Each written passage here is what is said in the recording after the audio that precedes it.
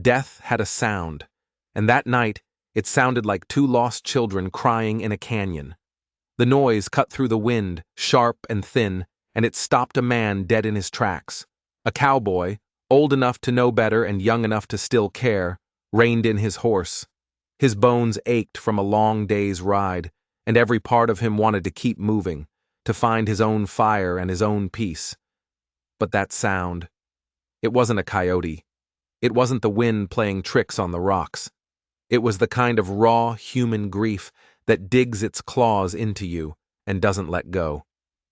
He was a man who had spent his life trying to outrun ghosts, but these ones were screaming right in front of him.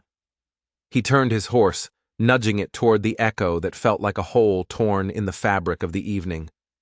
And then he saw them. Two small figures, barely more than shadows against the dust. A boy and a girl, their faces hollowed out by hunger, their clothes hanging off their tiny frames like rags on scarecrows. They stood barefoot on the cold ground, clutching each other, as if the other was the only solid thing left in the world. Their lips moved, whispering the same terrible words over and over. Mama went to find food.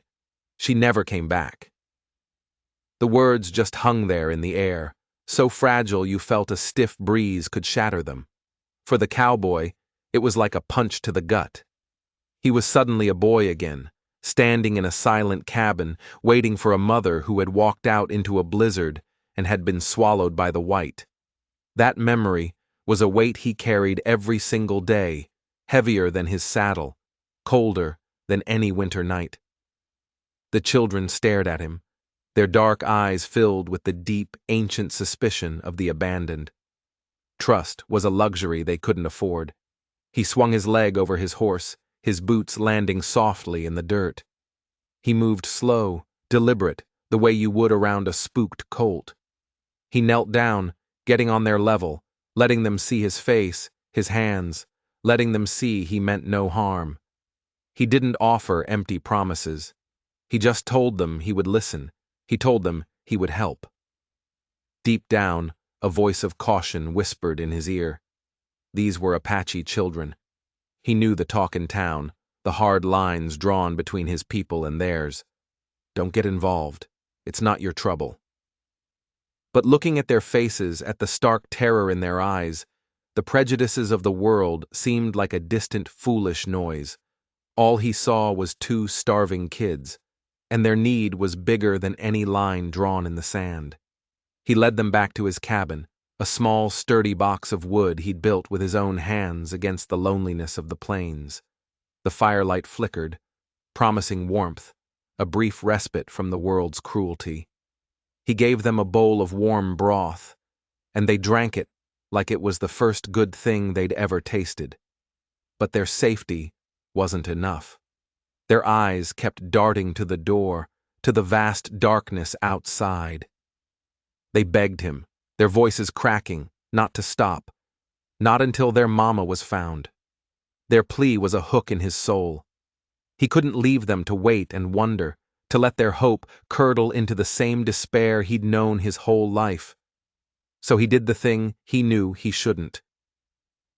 He saddled his horse again, the leather groaning in protest. He tied on his bedroll, filled a canteen, and stuffed some jerky into a pouch. He could already hear the whispers from his nearest neighbors, miles away. That fool, chasing after ghosts in the dark, meddling in things that'll get him killed. He had learned a long time ago that you couldn't win an argument against fear. You just had to prove it wrong. He would let his actions speak for him. The night was a black ocean, and he rode straight into it. The horse's hooves struck sparks from the stone, a tiny fleeting light in the oppressive dark. Thunder began to rumble in the distance, a low growl from the belly of the mountains. The canyon was a labyrinth, a place of broken rock walls and shadowed gullies, a place where a person could disappear without a trace. He dismounted, leaning close to the ground, reading the story written in the dirt. He was a man who could read the earth like a book, a bent blade of grass, a scuff mark on a stone, a faint series of indentations almost erased by the wind. They were small signs, tiny whispers, but they were enough. They told him a woman had passed this way, desperate and hurrying. She was here. He wasn't chasing a ghost after all. He swung back into the saddle, urging his horse on, a cold knot of dread and hope tightening in his stomach with every step. He was getting closer, but he had no idea what he was riding toward. And that's when the sky ripped open. The storm hit not with a warning, but with a sudden, violent roar. Rain came down in blinding sheets, cold as ice, stinging his skin like 1,000 tiny needles. The wind howled through the canyon, a physical force that threatened to tear him from the saddle. He pulled his hat down low, cinched his coat tight, and leaned into the gale.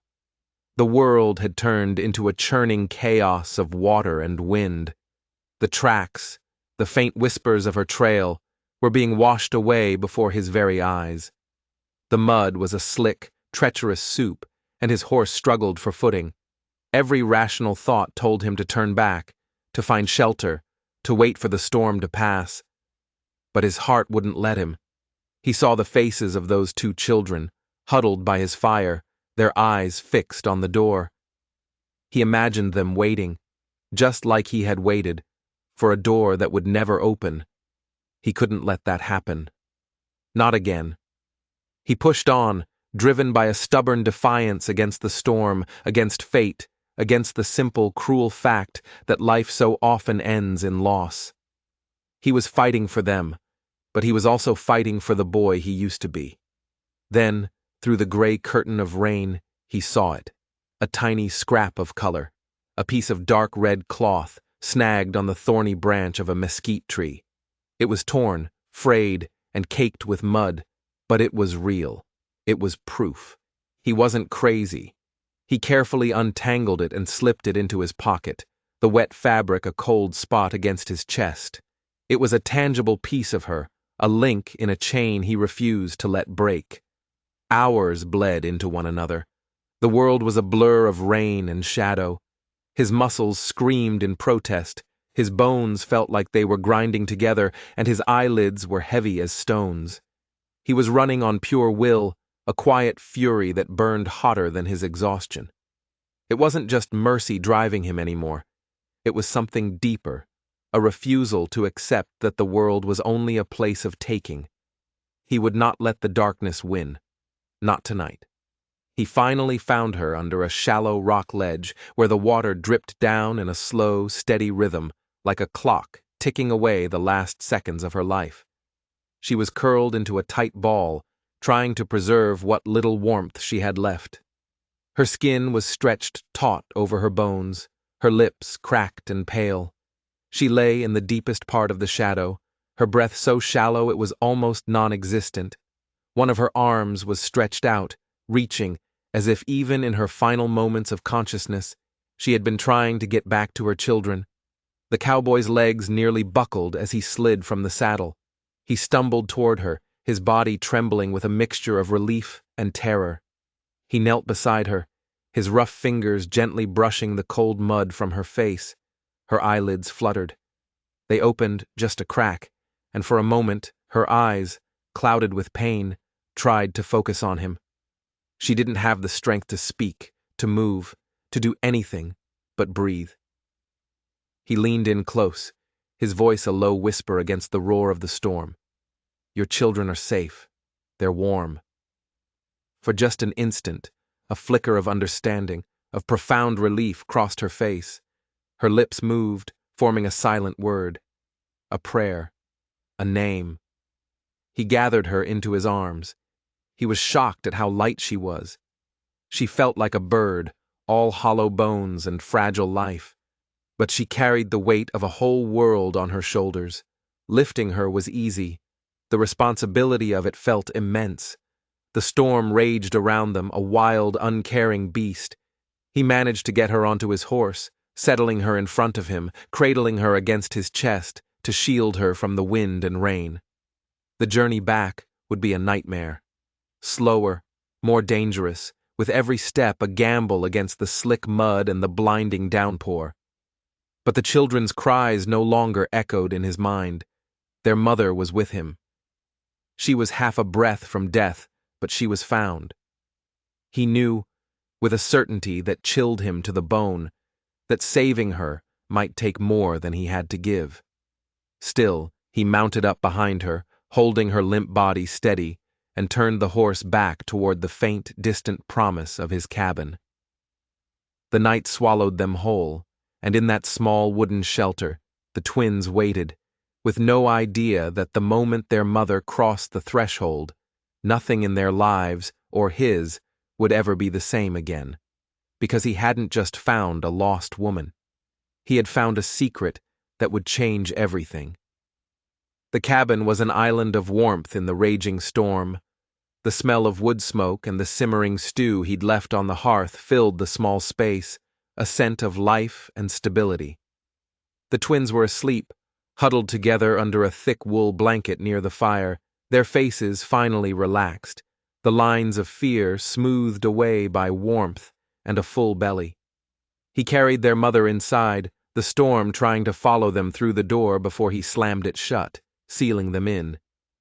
He laid her gently on his own bed, a simple frame of pine he'd built years ago. She was barely conscious, a ghost of a person, but as the firelight danced on the walls, her eyes opened. She saw her children.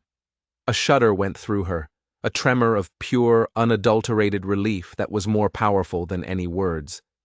He worked quietly, efficiently, his hands sure and steady despite his exhaustion. He cut away the tattered fabric of her pants to reveal a nasty gash on her leg, swollen and angry. He cleaned it as gently as he could, binding it with strips of clean cloth. He boiled water, leaving a cup of it to cool by her bedside. He did all this without a word, giving her the dignity of silence, not demanding explanations or even thanks. The work grounded him. Each careful motion was an act of repair, not just for her broken body, but for the broken pieces of his own past. He was doing for her what no one had been able to do for his own mother. He was bringing her home. The days that followed unfolded in a quiet, watchful rhythm. The storm passed, leaving the world washed clean and glistening. The woman, who he learned was named Nita, hovered between the world of the living and the world of shadows.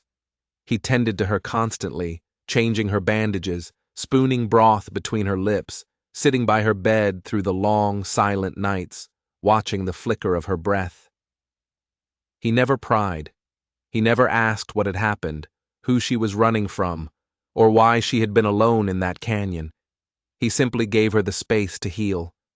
And slowly, miraculously, she did. The color began to creep back into her cheeks. The fever in her eyes receded. The tremors in her hands lessened. One day, she sat up on her own. The next, she took a few shaky steps. As her strength returned, so did the life in the cabin. The twins, seeing their mother was going to be okay, blossomed. Their laughter, at first tentative, then loud and joyous, filled the quiet spaces. They chased each other around the single room, their little feet thumping on the wooden floorboards, their voices a constant happy chatter. The cowboy, a man long accustomed to silence and solitude, found himself smiling. He'd hide it behind his coffee cup or turn to look out the window, unused to such brightness in his world. Nita, though still frail, refused to be idle. A deep, unyielding pride shone in her eyes. She started with small things. She'd gather kindling by the door. She'd stir the stew, her thin arms shaking with the effort. One afternoon, he found her stitching a tear in one of his shirts, her stitches small and neat, using a needle and thread he didn't even know he had. She spoke very little, but her actions spoke volumes. She would not be a burden. He understood that.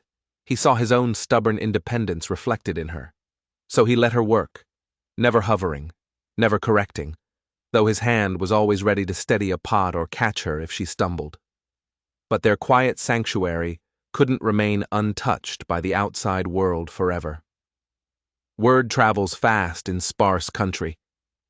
His nearest neighbor, a man named Henderson with a face like sun-cracked leather and eyes as hard as pebbles, rode over one afternoon. He didn't dismount, just leaned on the fence, his gaze fixed on the cabin, his mouth twisted in a sneer of suspicion. He muttered warnings, his voice low and venomous. That having an Apache woman and her kids under his roof was asking for trouble. That the rest of the folks wouldn't stand for it. That kindness to her kind always ended in blood and ruin. The cowboy listened without saying a word, his hat pulled low, his eyes on the far horizon. He just stood there, a silent, immovable object. When Henderson finally got tired of his own voice, spat a wad of tobacco into the dirt, and rode off in a cloud of dust, the cowboy turned and went back inside without a single comment. His answer had already been given. It was in the solid roof over their heads, the warm fire in the hearth, the food in their bellies. Nita had been watching from the window. She saw it all. And that evening, her gaze lingered on him longer than usual. She studied the quiet man who stood between her family and the world's hatred, the man who mended not just his roof, but their broken lives. She began to talk, not all at once, but in small pieces, her voice soft but gaining strength. She told him her name. She told him about her village, a place of life and laughter, before a long, hard winter had brought hunger and sickness. She spoke of her husband, lost to a fever.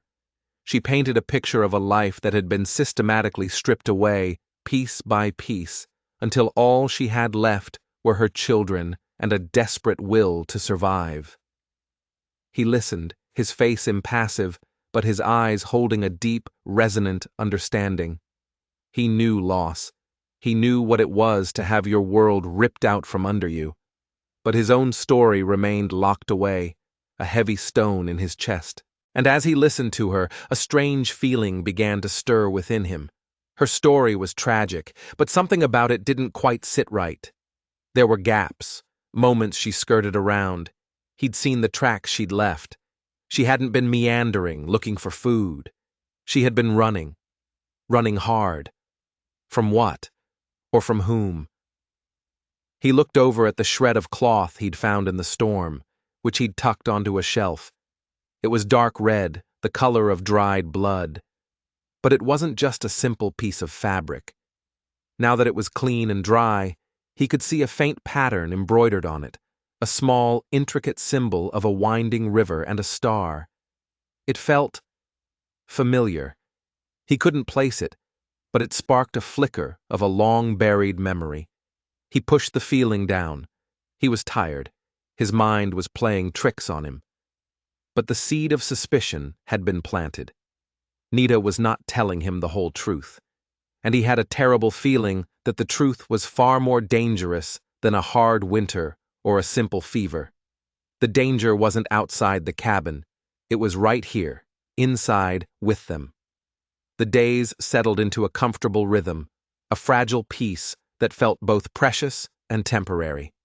He would rise before the sun, the chill of the morning air sharp in his lungs, and split wood, the rhythmic thud of the axe a steady heartbeat for their new life. Nita would be up with him, setting bread to rise near the hearth, her movements becoming more fluid, more confident with each passing day. She would brush her children's hair, her fingers gentle, her voice a low hum as she taught them songs in her own language. He didn't understand the words, but the melody was filled with a sad, timeless beauty that seemed to seep into the very walls of the cabin. In the evenings, they would eat together. The silence between them was no longer awkward or empty. It was a shared space, a comfortable quiet built on a foundation of mutual respect and unspoken understanding. He found himself looking forward to these moments, to the way the firelight caught the silver threads in her dark hair, to the sound of the children's soft breathing as they drifted off to sleep. He was a man who had chosen solitude, who had built his life like a fortress to keep the world out. Now, the walls were crumbling, and he was terrified and thrilled all at once. But beneath the surface of this newfound peace, the questions continued to brew in his mind. He would watch Nita when she thought he wasn't looking. He saw the way her eyes would sometimes dart toward the window, a flicker of fear in their depths. He saw how she would startle at the sound of a horse in the distance. This was not a woman simply recovering from hardship. This was a woman in hiding. One evening, after the children were asleep, she was standing by the door, her shawl wrapped tightly around her shoulders, staring out into the vast, star-dusted darkness. "We should go," she said, her voice barely a whisper. "We have stayed too long. We have taken too much." Her pride was a powerful thing. It was pulling her back toward the wilderness, toward an uncertain future, even though she was not yet strong enough, even though her children had just begun to feel safe. He didn't argue with her. He knew better. He simply watched, his heart a heavy lump in his chest, as she began to gather their few meager belongings, a spare bit of cloth, a small leather pouch. He watched the faces of the twins, who had woken up, their eyes wide with confusion and a dawning horror. They had found a home, a sanctuary, and now it was being taken away from them. Nita took their hands and led them to the door. The twins began to cry, not loud, but a desperate, heartbroken sound that was far worse. Their small hands clung to her skirt, but their eyes, filled with tears, were locked on him. And then they did something that shattered the quiet tension in the room. They let go of their mother, ran to him, and clung to his legs, burying their faces in his worn trousers. "No," the little boy sobbed. "We won't go." They refused to leave the man who had brought their mother back from the dead, the man who represented safety and warmth in a cold, terrifying world. Nita froze, her hand on the door latch. She looked from her weeping children to the cowboy, who stood as still as a statue, his face an unreadable mask. But she could see the conflict in his eyes, the battle between his respect for her decision and the raw ache of wanting them to stay. And in that moment, something shifted. For the first time, she saw what her children had known all along. This wasn't charity. This wasn't just a temporary shelter. A bond had been forged here, in this small cabin, a bond not of blood, but of shared survival, of quiet acts of kindness, of watching over someone through the darkest of nights. It was a bond forged by every meal he had placed before them, every log he had thrown on the fire, every silent look of reassurance. Her strength, her fierce, unyielding pride finally gave way, not to weakness, but to something far more powerful: surrender. A tear traced a path through the dust on her cheek. The shawl slipped from her shoulders and fell to the floor. She knelt, gathering her children into her arms, her own shoulders shaking with silent sobs. When she looked up, her gaze wasn't on the wilderness outside. It was on him, and it was steady and open, and for the first time, completely unguarded. It was the look of someone who had finally stopped running. In the hearth, the fire roared, casting dancing shadows that made the small room feel like a cathedral. The cowboy took a step forward, then another, until he was standing with them, a silent pillar of strength. He reached out, not to claim or possess, but simply to be present, and his hand brushed against hers. It was a fleeting touch, but it carried the weight of a solemn promise. "I will not turn away." Outside, the wind howled, a lonely sound across the empty plains. But inside the cabin, the world had shrunk to this single, incandescent moment. They were no longer a man and a woman and two children, thrown together by chance. They were something more, something new. A family, taking its first, fragile breath in the firelight. But as he looked down at the small leather pouch Nita had almost taken with her, he saw a small, carved wooden token peeking out. It was a bird with a broken wing. A cold dread, sharp and familiar, washed over him. He had seen that carving before, many, many years ago. It had belonged to his mother. The fragile piece of the moment shattered. This wasn't a coincidence. This wasn't chance. A dark, tangled thread connected this woman to the greatest loss of his life. And he had a terrifying feeling that pulling on that thread would unravel everything.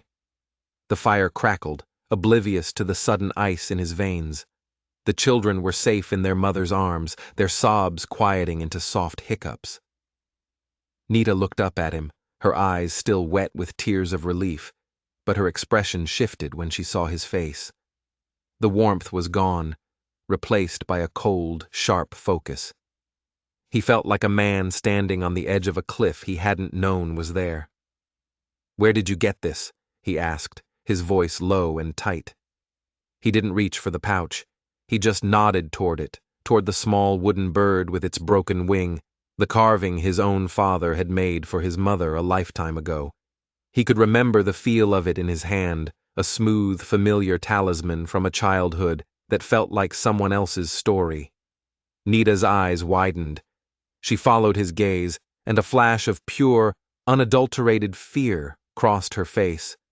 She instinctively clutched the pouch to her chest, a protective gesture that was as good as a confession. Her brief moment of surrender was gone, replaced by the old, familiar mask of a hunted animal. "It is nothing," she whispered, her voice strained. "A keepsake." "A keepsake," he repeated, the words flat and dead in the air. He took a step closer, the floorboards creaking under his weight, the sound unnaturally loud in the tense silence. "My mother had one just like it. She was wearing it the day she disappeared." The air in the cabin became thick, heavy, impossible to breathe. The children sensed the change, their small bodies tensing. Nita looked from his face, now a mask of grim intensity, to her children, then back again.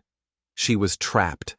The lie she had been living, the story she had carefully constructed, was about to fall apart. "The tracks you left," he continued, his voice relentless, piecing it all together. "You weren't just lost. You were being followed. Who was it, Nita? Who were you running from?" She shook her head, tears welling in her eyes again, but this time they were tears of terror, not relief. "You don't understand. If they know we are here—" "If who knows?" he pressed, his voice rising. "Tell me!" She broke. A sob tore from her throat, a raw, ragged sound of despair. "It wasn't a hard winter," she cried, the words tumbling out in a rush. "It was men. They came to our village. They weren't soldiers. They were looking for something, something they said our people had hidden." She spoke of a raid, of fire and violence. She said they were led by a man with a scarred face and cold, dead eyes. They weren't interested in food or horses. They were tearing the village apart, searching for an old map, a sacred relic that was said to lead to a place of healing, a hidden spring with water that could cure any sickness. Her people had refused to give it up. In the chaos, her mother had given her the map, hidden inside the small leather pouch, along with the token for luck. She had told her to run, to take the children, and never look back. "They killed them," she whispered, her voice breaking completely. "They killed everyone who stood in their way." He felt a chill that had nothing to do with the night air. The story was horrifying, but it was the description of the man, the one with the scarred face, that made the blood freeze in his veins. He knew that man. It was Henderson, his neighbor. The man who had leaned on his fence, spitting warnings and hatred. It hadn't been prejudice. It had been fear. Henderson had recognized her, or suspected who she was. He wasn't just a bigot. He was a murderer, and he had been watching them this whole time, waiting. "He came here," the cowboy said, his voice a low growl. "Henderson. He was the one, wasn't he?" Nita looked up, her face a mess of terror and confusion. "You know him?" And then the final, terrible piece clicked into place. The wooden bird. His mother. She had been a healer, known to trade remedies with the local tribes. A woman who respected their ways. She had known about the spring. "My mother," he said, the words feeling like shards of glass in his throat. "She wasn't lost in a storm. She was with your people that day, wasn't she? She was trying to help them." Nita's eyes widened in dawning recognition. She remembered a pale-haired woman with kind hands, A woman who had stood with her mother against the invaders, who had created a diversion so she could escape with the children. A woman who had been cut down by Henderson's men. She saved us, Nita breathed, the full weight of the truth finally crashing down on them both. She gave her life so we could run. The silence that followed was absolute. The fire popped and hissed, a lonely sound in a world that had just been reshaped by a terrible, shared history. He wasn't just a stranger who had saved her. She wasn't just a woman he had rescued from a storm. Their lives, their losses, were intertwined, bound together by a single act of violence and a single act of sacrifice years ago. He had been living next to his mother's killer for 10 years. He had shared nods on the trail, passed him in town, completely oblivious. The hatred he'd seen in Henderson's eyes hadn't been about Nita being Apache. It was the panicked hatred of a man whose bloody past had just shown up on his doorstep. And now, Henderson knew where she was. He knew she had the map. He wouldn't just let them be. He would come for it. He would come to finish the job. The cowboy turned and walked to the wall where his rifle was mounted. He took it down, his movements calm and deliberate, a chilling stillness settling over him. He was no longer just a rescuer. He was an avenger. "Bar the door," he said to Nita, his voice cold as steel. "Don't open it for anyone." He looked at the 2 small children, their innocent faces now caught in a nightmare they couldn't possibly understand. He was not just protecting them from a vague threat anymore. He was standing between them and the man who had murdered his mother. The family he had just found was about to be baptized in fire. And he knew, with a grim certainty, that this night would not end without more blood being spilled on this unforgiving land. He didn't ride with rage. He rode with a cold, clear purpose that felt like a block of ice in his chest. The moon was high and bright, washing the landscape in a stark, silvery light.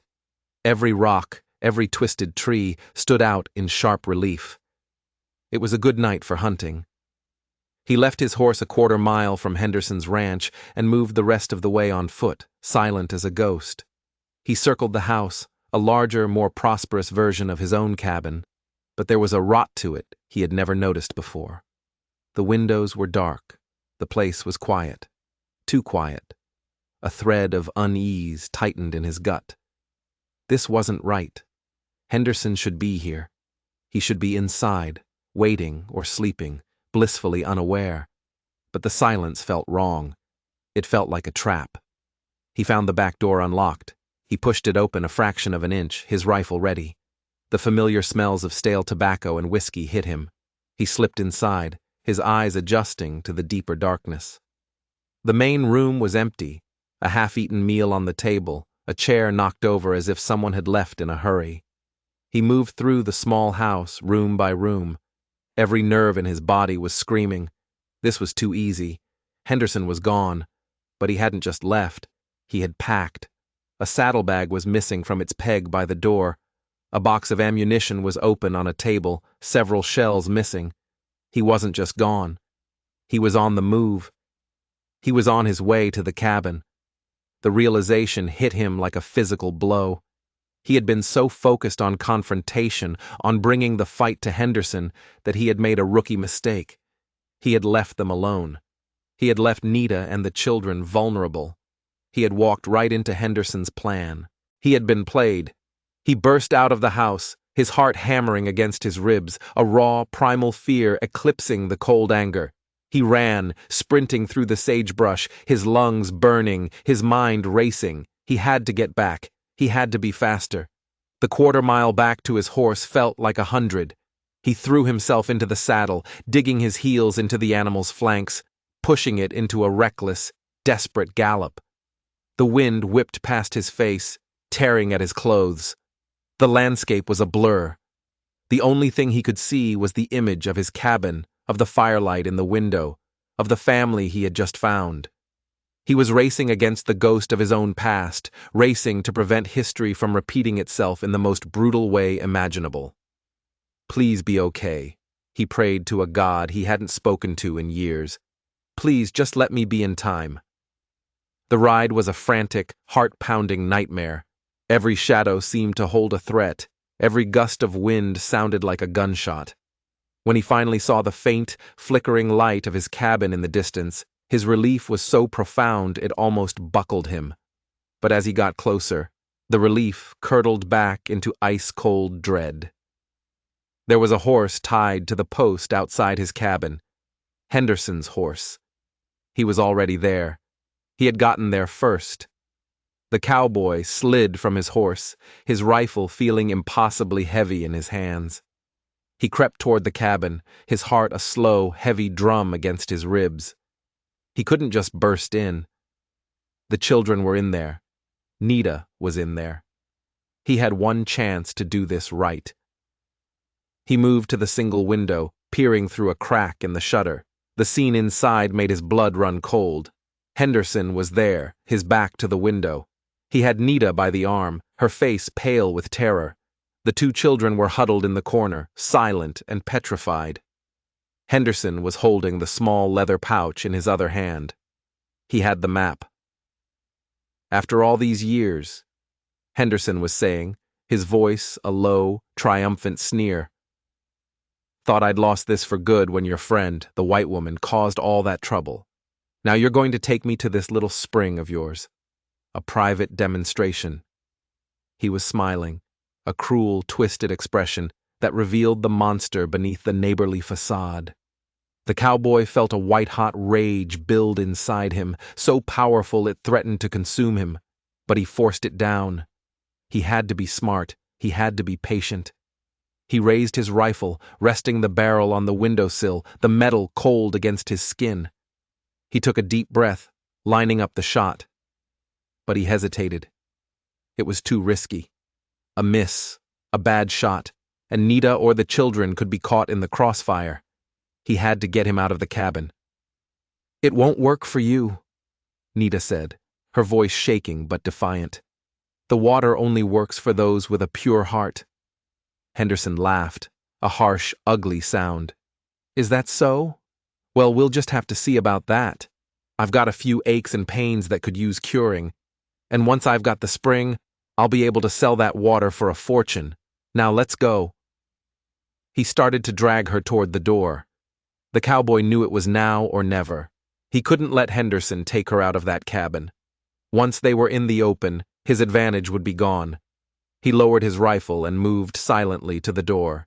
He took another deep, calming breath, and then he kicked it open with all his strength. The door slammed against the inside wall with a thunderous crash.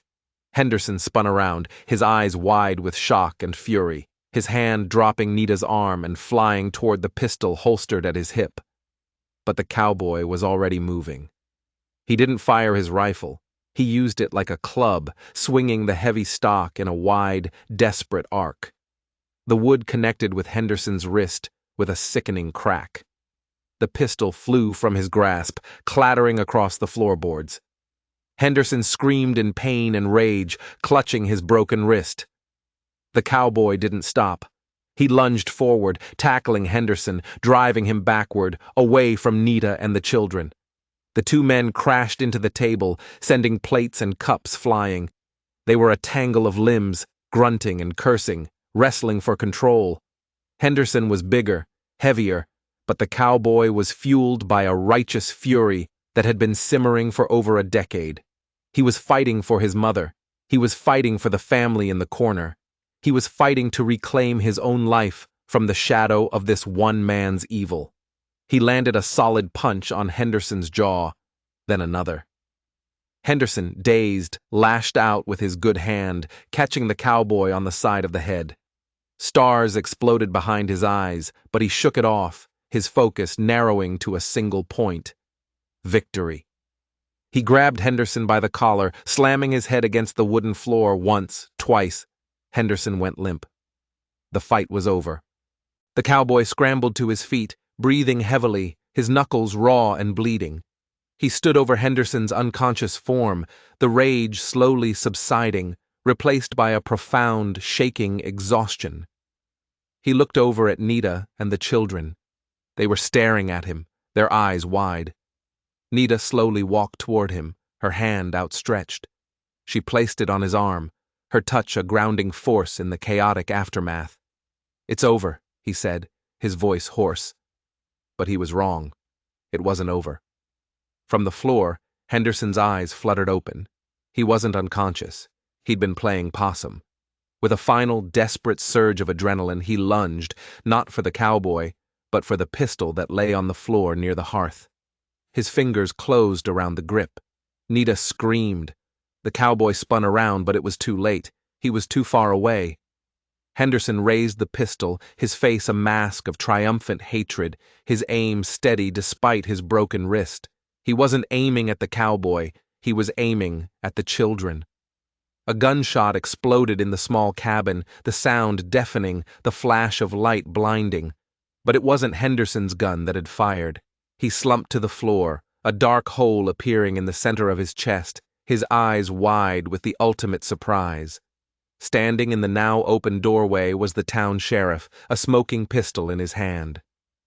"Heard the commotion from the trail," the sheriff said, his voice calm and steady as he stepped over Henderson's body. "Figured I'd check in. Looks like I got here just in time." The cowboy could only stare, his mind struggling to process the sudden, violent end to a conflict that had defined his entire adult life. It was over. It was finally, truly over. He looked at Nita, at the children who were now clinging to her, safe. He had done it. He had protected them. He had avenged his mother. The silence that filled the cabin was no longer tense or fearful. It was a silence of peace, of an ending, and of a new, uncertain beginning. The weight he had carried for so long was finally lifted. He was free. The aftermath was a blur of quiet efficiency and necessary ugliness. The sheriff, a man named Gable who was more pragmatist than hero, asked his questions in a low, respectful tone. Nita told him everything, her voice clear and strong, no longer a victim but a survivor, bearing witness. The cowboy filled in the rest, the story of his mother, the carving of the broken-winged bird, the decade of living next to a monster without knowing it. Gable listened, his expression grim, nodding slowly. Justice in these parts was often rough and swift, and he saw this as a clear-cut case of self-defense and a long-overdue reckoning. He and his deputy took Henderson's body away, leaving a silence in the cabin that was both heavy and liberating. The air itself felt different, cleaner. The shadow that had been hanging over them was gone. In the days that followed, a new routine began to form, one not dictated by fear or survival, but by choice. The cowboy repaired the broken door. Nita cleaned the cabin as if scrubbing away the last remnants of Henderson's tainted presence. The children, after a period of quiet watchfulness, began to laugh again, their resilience a powerful testament to the healing power of safety. The small leather pouch with the map sat on the mantel, a silent reminder of all that had been lost and all that had been won. They didn't speak of it at first. It was too soon. They needed time to simply be, to let the raw wounds of the past begin to scar over. They settled into a life together, no longer just a man and a woman thrown together by circumstance, but partners. He taught the boy how to care for the horse, how to read the clouds for signs of rain. Nita taught the girl how to find edible roots and berries, how to weave strong cord from plant fibers. They were two worlds, two cultures, weaving together to create something new, something stronger. They were a family. One evening, as they sat by the fire, the children asleep, Nita picked up the pouch from the mantel. She held it in her hands, her expression thoughtful. "My mother told me the spring was a gift," she said softly. "A place to wash away sorrow, not just sickness. She said it was not meant to be hidden forever." He knew what she was asking. The map was a legacy, a responsibility. It was the reason both of their mothers had died. It was the source of so much pain, but it was also a promise of healing. "We should go," he said, his voice quiet but certain. "Together." The next morning, under a clear, bright sky, they set out. He rode his horse, with the little boy sitting proudly in front of him. Nita walked alongside, the little girl holding her hand. They followed the cryptic symbols on the old, soft leather, a journey that was both an ending and a beginning. The map led them high into the hills, through a narrow, hidden pass he had never known existed, to a small, secluded grotto. A curtain of vines hung over the entrance, and inside, a small, crystal-clear spring bubbled up from the earth, the water shimmering in the dappled sunlight. The air was cool and sweet, and the silence was profound, a sacred quiet that felt ancient and peaceful. It was a place of impossible beauty, untouched by the ugliness of the world. They knelt by the water's edge. Nita dipped her hands in, the water cool and silky. She splashed it on her face, then on the faces of her children. The cowboy watched, and then he too reached down, feeling the pure, clean water on his own skin.